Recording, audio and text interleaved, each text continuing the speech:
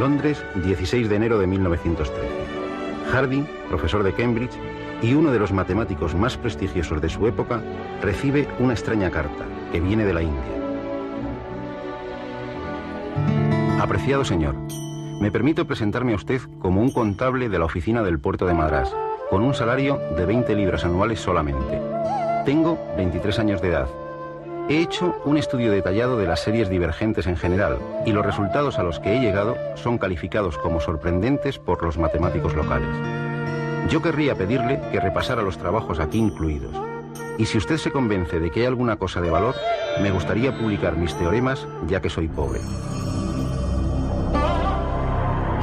Junto a la carta, Hardy recibe unas hojas de cuaderno que contienen 120 fórmulas extrañas. Por la noche, junto a su colega Littlewood, se pone a descifrarlas. Su sorpresa va en aumento. Las que consiguen desvelar les descubren que no están ante la obra de un chiflado, sino ante un genio de las matemáticas. Algunas de las fórmulas les desbordan por completo, pero como afirma Hardy, forzoso es que sean verdaderas, porque de no serlo, nadie habría tenido la imaginación necesaria para inventarlas.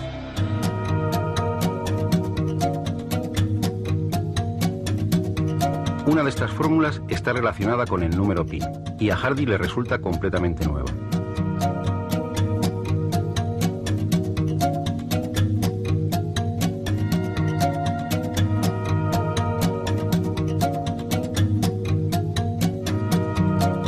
¿Quién es el extraño autor de estas hojas? Se trata de un joven de 25 años. Había mentido en la edad. Empleado de la oficina del puerto de Madrás en la India, sin ninguna formación académica. De hecho, había suspendido los exámenes en el colegio universitario, pero con un gran talento matemático. Su nombre es Srinivasa Ramanujan.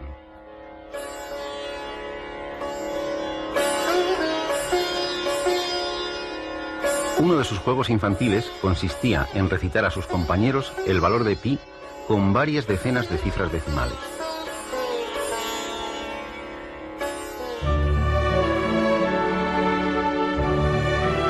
Sin dudarlo, Hardy invitó a este prodigioso joven a Cambridge, donde trabajaron codo con codo desde 1914 a 1919, año en que Ramanujan, aquejado de una grave enfermedad, regresó a la India.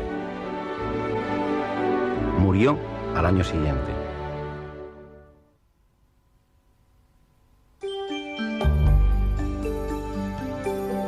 Ramanujan tenía una intuición mágica con los números, y Hardy nos proporciona una simpática prueba de ello.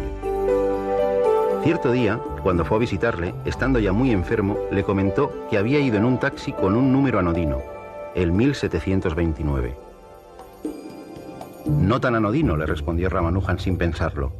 Es el primer número que se puede escribir de dos formas distintas como suma de dos cubos. ¿Cómo funcionaba su mente con los números? Por desgracia, nunca lo sabremos. Recogiendo una tradición que se remonta a la cultura griega, Ramanujan se lanzó a la búsqueda del valor de pi con la mayor aproximación posible. Para ello, utilizó series infinitas. Una serie infinita es una expresión formada por sumas o productos de infinitos términos que mantienen una estructura común. La más conocida es esta del inglés Wallis de 1665. Su único inconveniente es que se aproxima a pi muy lentamente, es decir, si hiciésemos los 100 primeros productos, obtendríamos un valor de pi igual a 3,1260789, bastante alejado del valor verdadero. Tendríamos que desarrollar miles de términos para empezar a acercarnos razonablemente a pi.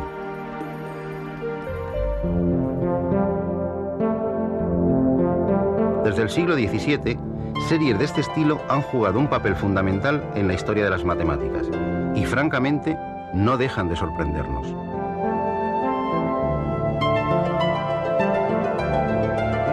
Vamos a observar otra de apariencia sencilla.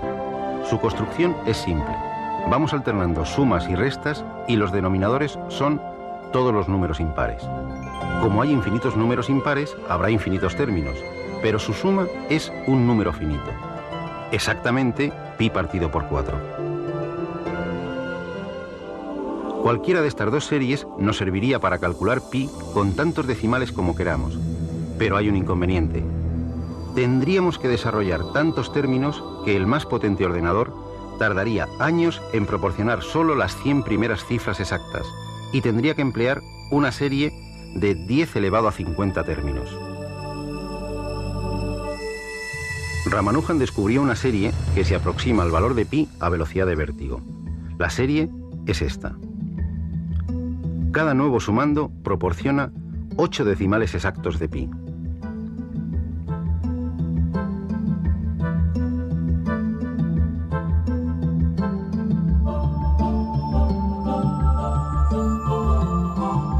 En la fórmula aparece un símbolo extraño, el símbolo exclamación, que detrás de un número es el símbolo factorial y representa el producto del número por todos los anteriores hasta 1.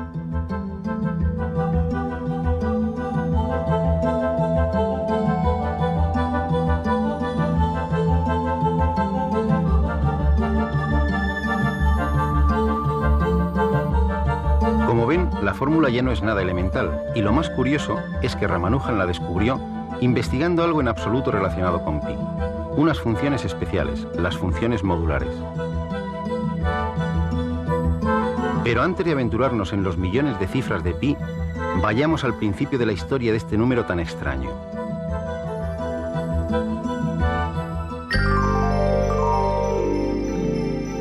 Todos recordamos de nuestra más tierna infancia la famosa fórmula: la longitud de la circunferencia es 2πr. Bueno, en esencia eso es pi, la razón entre la longitud de cualquier circunferencia y su diámetro. Si dividimos la longitud de cualquier circunferencia entre su diámetro, siempre obtendremos el mismo resultado, pi. Pero no es tan fácil medir una circunferencia, y además es imposible hacer estas medidas con una precisión total. Así que solo obtendremos valores aproximados de pi.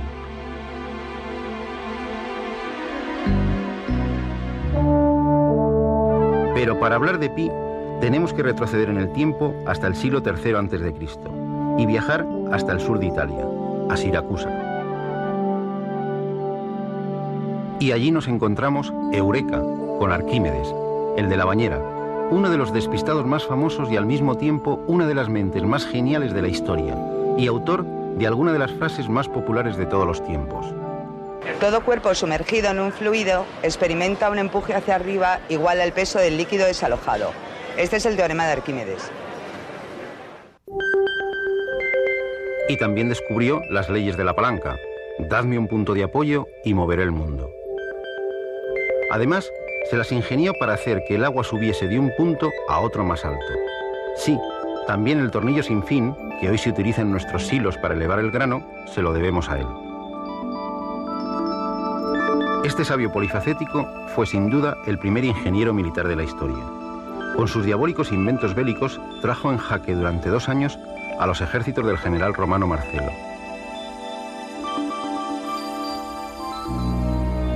Murió atravesado por la espada de un soldado romano mientras dibujaba en el suelo figuras geométricas. Según la leyenda, sus últimas palabras fueron: no borres mis círculos. Arquímedes es el padre de un buen número de descubrimientos relacionados con las figuras y los cuerpos redondos. Pi le debe mucho a Arquímedes, o Arquímedes a Pi, según se mire. Euclides ya nos dice en sus famosos elementos que las áreas de los círculos son proporcionales al cuadrado de sus radios. O dicho de otra forma, que si dividimos el área de cualquier círculo entre el cuadrado de su radio, siempre obtendremos el mismo número. Pero, ¿cuál es ese número? Un siglo más tarde, Arquímedes fue el que de forma bastante ingeniosa demostró que ese número es nuestro famoso pi.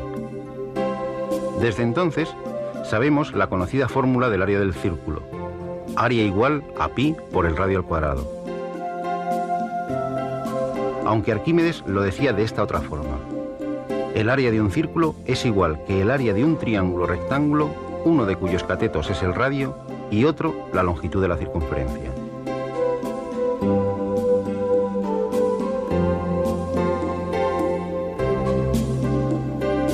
El área del triángulo es L por R partido por 2. Y desarrollando, obtenemos pi por R al cuadrado, es decir, el área del círculo.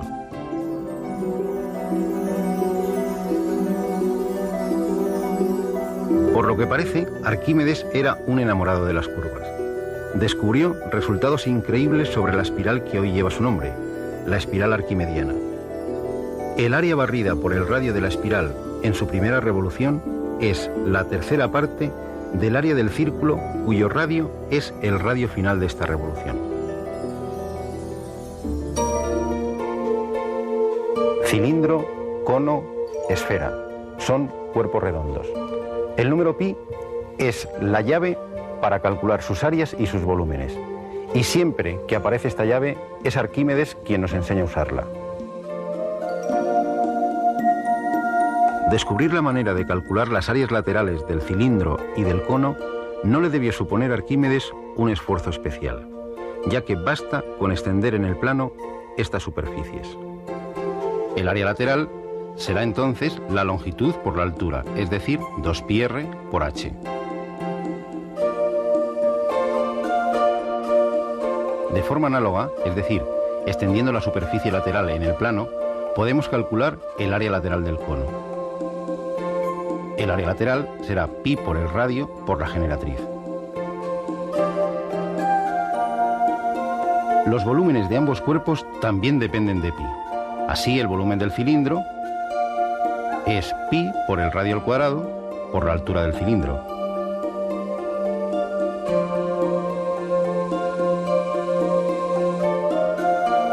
Y el volumen del cono es igual a 1/3 de pi por el radio al cuadrado por la altura del cono.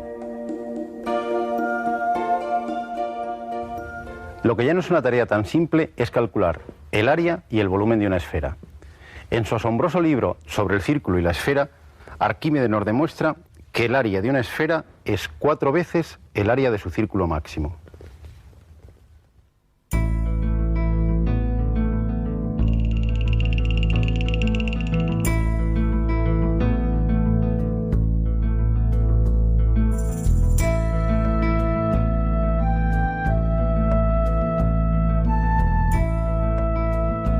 Descubrió que el volumen de una esfera es 4 veces el del cono que tiene por base el círculo máximo de la esfera y por altura el radio de la misma. Además, introduciendo una esfera en un cilindro de igual radio, descubrió las relaciones entre las áreas y los volúmenes de ambas figuras. Utilizando sus propias palabras, cualquier cilindro que tenga como base el círculo máximo de una esfera y la misma altura que la esfera, tiene por volumen 1,5 veces el de la esfera, y su superficie, incluyendo sus bases, es también 1,5 veces la superficie de la esfera. Lo que traducido a nuestro lenguaje matemático actual significa que el volumen es igual a 4/3 de pi por el radio al cubo, y el área es igual a 4pi por el radio al cuadrado. Arquímedes se sintió siempre tan orgulloso del descubrimiento de esta relación entre la esfera y el cilindro que, según la leyenda, pidió que se grabara en su tumba una figura con una esfera dentro de un cilindro. ¿Por qué es tan importante conocer el valor de pi? Ya hemos visto que el número pi acompaña indefectiblemente a cualquier figura o cuerpo redondo.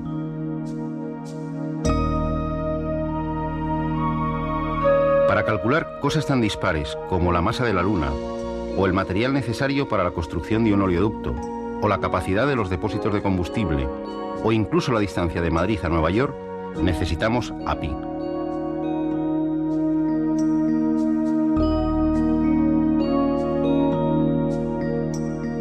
Pero no solo en estas situaciones.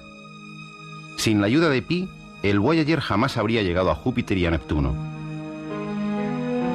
En efecto, en el cálculo de las órbitas planetarias también está presente nuestro amigo pi. Cualquier estudio de una población grande de características tan distintas como estatura, edad, ingresos, años de estudios, cotización a Hacienda, se ajusta a una curva similar a esta, es decir, a una campana de Gauss. Pues bien, su área es la raíz cuadrada de pi. Pero pi, este extraño número, nos depara muchas más sorpresas. Estos son los números naturales y estos son sus cuadrados: 1, 4, 9, 16, 25, 36.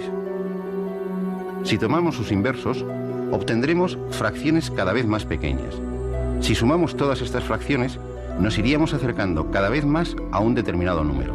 En apariencia nada espectacular: 1, 64, 49, 34, 1.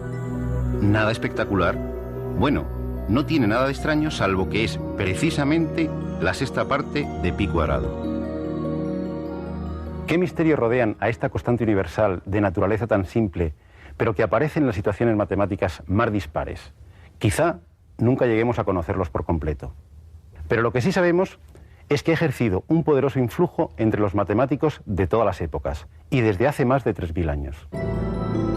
Desde que en 1761 Johann Heinrich Lambert presentase en la Academia de Berlín la primera demostración de que pi es un número irracional, sabemos que este número no se puede escribir como una fracción, es decir, que tiene infinitas cifras decimales que no se repiten periódicamente.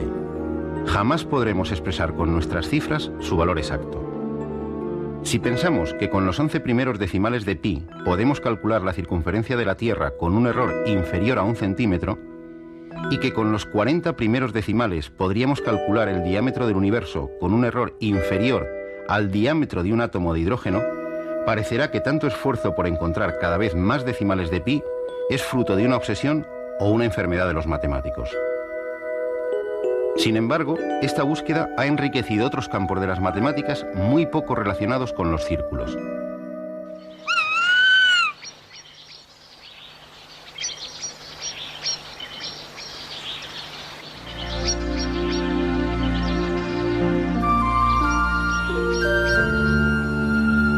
¿Qué tiene que ver el río Amazonas con el número pi?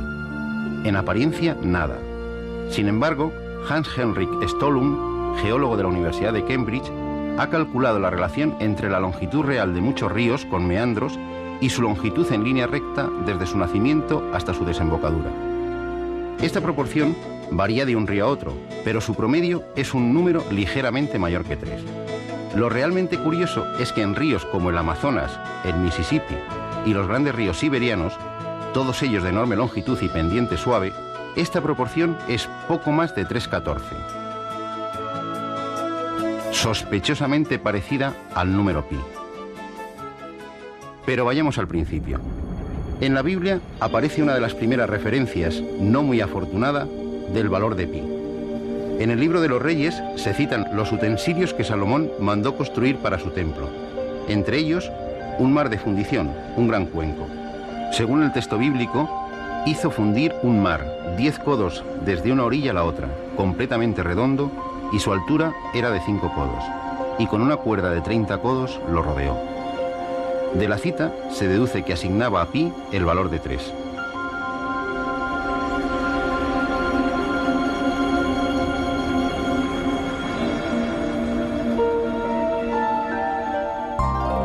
Los babilonios habían descubierto una aceptable aproximación de pi por exceso, asignándole el valor de 25 octavos, es decir, 3,125. Los egipcios, en 1650 a.C., según se puede leer en el papiro de Rhind, le dieron el valor de 16 novenos elevado al cuadrado, es decir, 3,16. Arquímedes realizó el primer cálculo teórico de pi. El original y paciente método consiste en trazar un hexágono regular inscrito y otro circunscrito a una circunferencia. El perímetro del hexágono interior es menor que la longitud de la circunferencia y el del exterior mayor. Dividiendo los perímetros entre el diámetro obtendremos una cota inferior y una cota superior de pi. Si duplicamos el número de lados del polígono regular, obtendremos una mejor aproximación. Pues bien, con suma paciencia, esto es lo que hizo Arquímedes hasta alcanzar un polígono de 96 lados, con lo que demostró que pi está comprendido entre 223 partido por 71 y 22 partido por 7, es decir, entre 3,1408 y 3,1429. Había empezado la gran carrera para obtener cada vez un valor más próximo a pi, una auténtica carrera de relevos. Ptolomeo, en el siglo II, obtiene un valor que se repetirá hasta la saciedad en todas las escuelas durante cientos de años. Pi igual a 3,1416. En China, en el siglo V, Chun Chi da el valor de 385 partido por 113, es decir, 3,141592. 7 cifras, no está mal.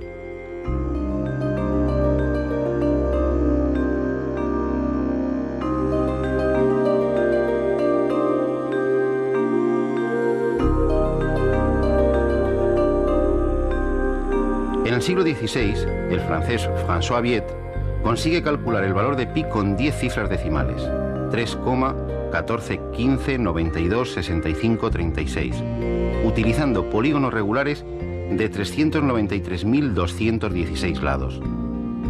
A finales de siglo toma el testigo el matemático Ludolf van Zeulen, que dedicó más de la mitad de su vida al cálculo de pi. Llegó a trabajar con polígonos de billones de lados. Tal era su obsesión por pi que hizo grabar en su sepulcro, como todo epitafio, los 35 dígitos con que calculó su valor. 3,14159265397932.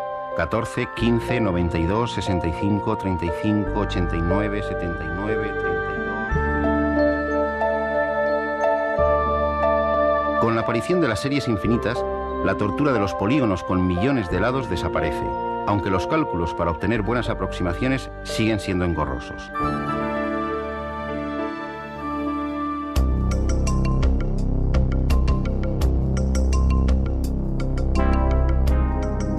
Y la carrera continúa. Utilizando series de convergencia cada vez más rápida, Abraham Sharp obtuvo 71 cifras de pi. Days obtuvo 200 cifras en 1824 y Richter, 30 años más tarde, obtuvo 500 cifras. Quizá la historia más entrañable de esta maratón sea la del matemático inglés Sans, que en 1873 creyó haber calculado los 707 primeros decimales de pi. Él nunca llegó a saber que en la cifra 528 había un error. Este hecho se descubrió en 1945. El nacimiento del ordenador impulsó de nuevo esta carrera sin fin. En 1949, von Neumann, con el ya mítico ordenador ENIAC, obtuvo 2037 dígitos en solo 70 horas.